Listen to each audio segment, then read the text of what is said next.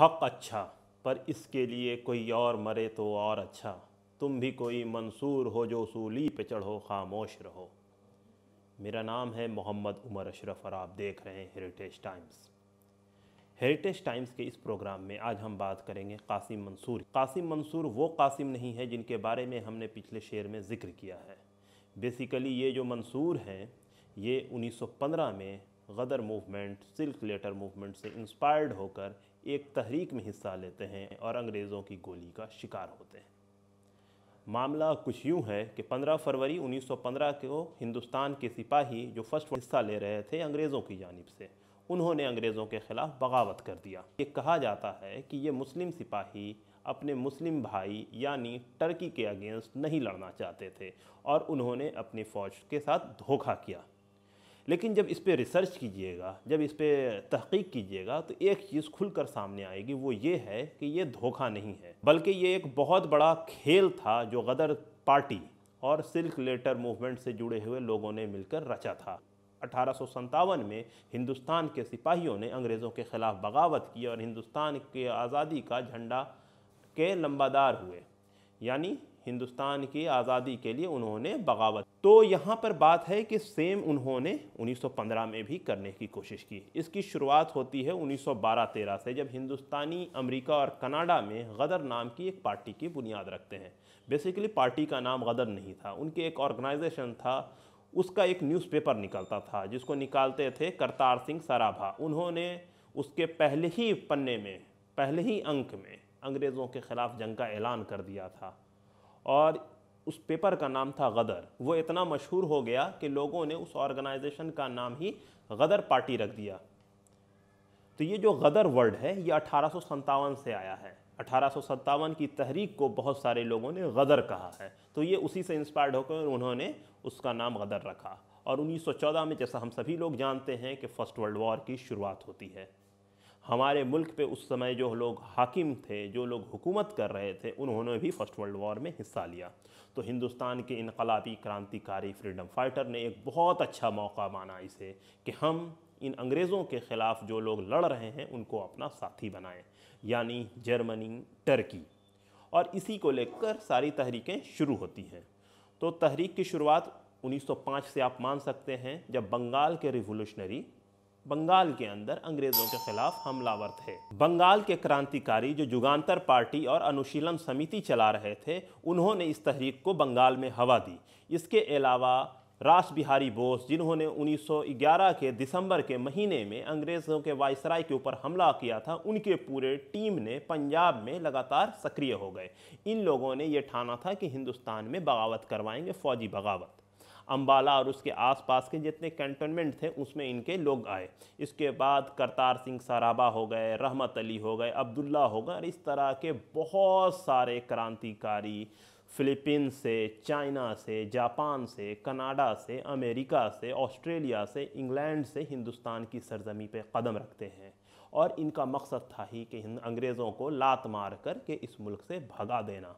ये अपनी कोशिश में कामयाब भी हो जाते, लेकिन कुछ गद्दारों ने उनके साथ गद्दारी कर दी। उन लोगों ने गद्दारी की जो उनके साथ उठते बैठते थे, जिनके साथ वो प्लान शेयर करते थे।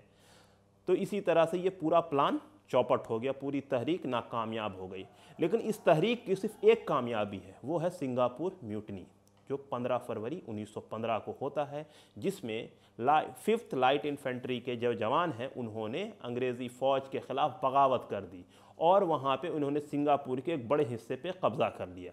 उनके साथ कुछ जर्मन सिपाही भी जुड़े जो POW थे, प्रिजनर्स ऑफ वार थे, वर्ल्ड वॉर में मतलब हारे हुए सिपाही जिनको कैद कर लिया गया था। उनमें से कुछ ने उनका साथ दिया, बाकी लोग उनके साथ नहीं आए। लेकिन ये तहरीक लंबे वक्त तक कामयाब नहीं हो सकी, क्योंकि पूरे हिंदुस्तान में जो प्लान था और जहाँ जहाँ जो प्लान था वो नाकामयाब हो गया गद्दारों की वजह कर। इसके बाद इन सिपाहियों को अरेस्ट किया जाता है।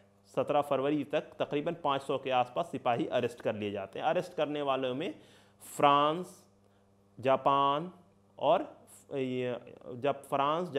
रशिया और इंग्लैंड के सिपाहियों ने मिलकर ऑपरेशन चलाया। इन लोगों को जंगल से चुन चुन के लाया और इन लोगों को गिरफ्तार किया। इन लोगों के ऊपर ट्रायल चलता है, इन लोगों को लाइन में खड़े करके गोली मार दी जाती है। कई रिपोर्ट्स है जिसमें आता है कि 22 सिपाहियों को एक लाइन में खड़े करके गोली मारा गया, कई आता है कि 47 लोगों को मारा गया, कई ऐसे आते हैं कि कई लोगों को 10 साल, कई लोगों को आजीवन कारावास हुई।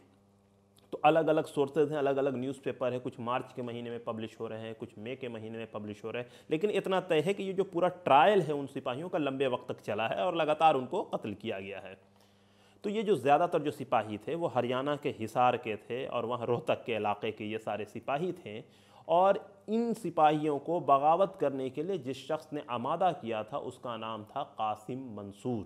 कासिम मंसूर एक गुजराती व्यक्ति थे जो सिंगापुर में अपना कारोबार करते थे, लेकिन वो इस तहरीक से जुड़े हुए थे और उन्होंने सिपाहियों के बीच में काम करना शुरू किया, सिपाहियों को मतलब बगावत के लिए प्रेरित करना शुरू किया। तो कैसे प्रेरित करते? तो उन्होंने एक आलिम नूर आलम शाह की मदद ली और उनको लाया और सिपाहियों से बैत लेते कि आपको अंग्रेज़ों के ख़िलाफ़ नहीं लड़ना है। आपके बुज़ुर्गों ने 1857 में, 1830 में और हर दौर में अंग्रेज़ों के ख़िलाफ़ बगावत की है।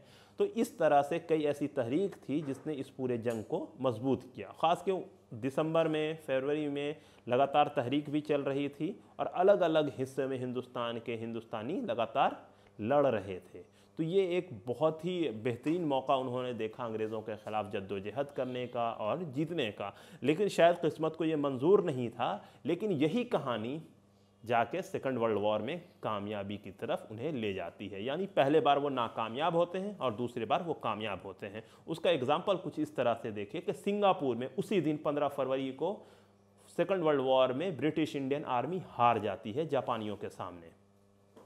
यहाँ पे फर्स्ट वर्ल्ड वॉर में जापानियों की मदद से इन सिपाहियों को गिरफ्तार किया, सेकंड वर्ल्ड वॉर में ब्रिटिश इंडियन आर्मी जापानियों के सामने हार जाती है और उन्होंने सरेंडर किया। बाद में वही जो आर्मी है वो आज़ाद हिंद फ़ौज के नाम से जानी गई और आज़ाद हिंद फ़ौज ने हिंदुस्तान के कई खित्तों पर, मोरंग में शौकत अली मलिक ने हिंदुस्तान का झंडा फहराया। तो ये है कि फ़र्स्ट वर्ल्ड वॉर से इंस्पायर्ड होने के बाद सेकंड वर्ल्ड वॉर में एक कामयाबी मिली। तो इससे दो सबक मिलता है। पहला कि हमें जद्दोजहद को जारी रखना चाहिए। जो फर्स्ट वर्ल्ड वॉर में रास बिहारी बोस इन्वॉल्व हैं गदर तहरीक के साथ और कई गदराइट्स जो लीडर हैं वही सेकंड वर्ल्ड वॉर में भी वो लोग हैं। और सेकंड वर्ल्ड वॉर में इंडियन इंडिपेंडेंस लीग है, इंडियन नेशनल आर्मी है, इन सारे लोगों का एक बहुत बड़ा रोल है। उसके बाद जब तहरीक होती है, यानी जब सेकंड वर्ल्ड वॉर में इंडियन नेशनल आर्मी लड़ती है, बाद में उसे नेताजी डिस्बैंड करते हैं और फिर जब वो लोग सरेंडर कर देते हैं ब्रिटिशर्स के सामने, उनके ख़िलाफ़ ट्रायल होता है लाल किले में, तो पूरी हिंदुस्तान की आवाम सड़कों पे आ जाती है। और उसके बाद नेवल म्यूटनी होता है, उसके रॉयल एयरफोर्स ने म्यूटनी कर दिया। तो ये एक चीज़ थी कि लगातार बगावत बगावत बगावत और अंग्रेज़ डर गए और हमारा मुल्क हिंदुस्तान आज़ाद हुआ। लेकिन जब हमारे मुल्क हिंदुस्तान को वो आज़ाद कर रहे थे तो उनको अपनी हार बर्दाश्त नहीं हुई, इसलिए उन्होंने हमारे मुल्क हिंदुस्तान को दो टुकड़े में तकसीम कर दिया।